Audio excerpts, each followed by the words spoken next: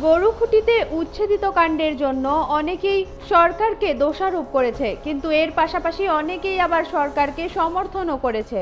সরকারের ঢলপুরের গরুখুটিতে সন্দেহজনক লোকদের উচ্ছেদ করার কার্যকে পূর্ণ সমর্থন জানিয়েছে সদৌ আসাম গোর্খা ছাত্র সন্থা।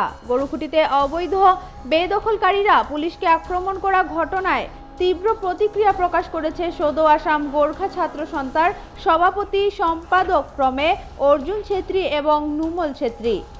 সন্দেহজনক ব্যক্তিদের তাণ্ডব কোনো পথেই সহ্য করা হবে না বলেও জানান গোর্খা ছাত্র নেতা দুজনে। লখিমপুর জেলার গোর্খা ছাত্র সন্থার ফুলবাড়িতে অনুষ্ঠিত বার্ষিক অধিবেশনে উপস্থিত থেকে এই কথা ব্যক্ত করেন ওনারা। একইভাবে গোর্খা জনগোষ্ঠীর উন্নয়নের জন্য গোর্খা উন্নয়ন পরিষদকে 100 কোটি টাকা দিতে সরকারকে দাবি জানায় ছাত্র নেতা দুজনে। এনআরসির সন্দর্ভে বলেন যে এই এনআরসি কোনো পদ্ধতিই মেনে নেওয়া হবে না।